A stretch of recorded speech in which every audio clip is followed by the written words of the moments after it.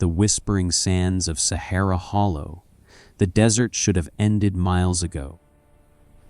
Yet the town of Sahara Hollow stood where sand had no right to linger, pressed between a dead forest of blackened trees and dunes that breathed at night. The wind carried whispers through the streets, not words exactly, but intentions. Regret shaped into sound. Idris Cohn arrived at dusk when the sky blood rust and the shadows lengthened unnaturally.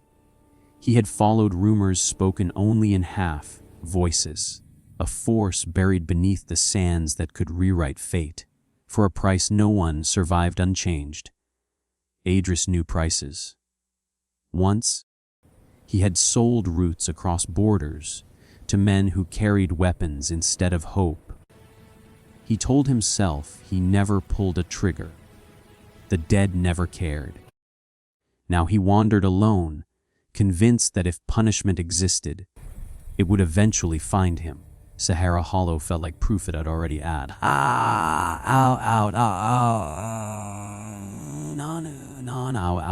The town was silent but alert.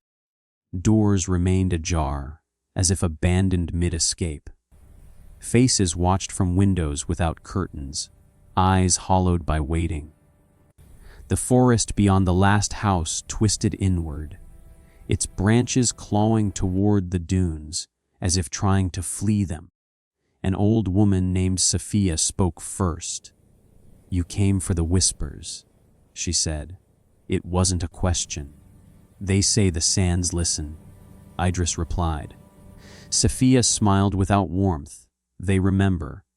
Others emerged. Malik, the grave digger who buried empty coffins. Hassan, a former school teacher who taught nothing now. Naima, whose hands were always wrapped in cloth to hide what she had traded. Each had made a wish. Each avoided explaining what it cost. On a night, the sands began to speak, not loudly, not clearly. The whispers crawled beneath Idris's thoughts, dredging memories he had spent years trying to suffocate. Faces, names, a child's shoe left behind on a road he helped chart. Malik confessed first. "I wish the desert would stop taking my family," he said, staring into the dark. "Now it takes strangers instead." Hassan followed. "I asked for ignorance," he whispered. "The sands gave it to my students. None of them learned how to leave." Naima unwrapped her hands. They were smooth, too smooth, like sculpted stone. "I wish my guilt would disappear," she said. It did, along with my ability to feel anything else.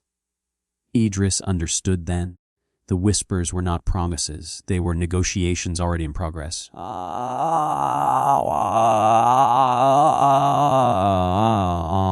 Beyond the dunes, beneath a collapsed watchtower, the entity waited. It did not have a body. It was a presence pressed into the sand itself, ancient, patient, fed by human longing. When Idris approached, the ground shifted like a living thing. "You seek erasure," the sands murmured. "I seek justice." Idris lied. "Justice requires memory. Then take something else." The sands laughed, not cruelly, but knowingly. "We never take what is offered, only what is owed." Sanan. The entity showed Idris the truth of Sahara Hollow. The forest existed to trap the town. The town existed to feed the sands. And the sands existed because people like Idris had taught the world how to exploit desperation. "You are not cursed," the entity whispered. "You are familiar." Idris fell to his knees. "Then end it," he begged. "Take me." "No, you will stay."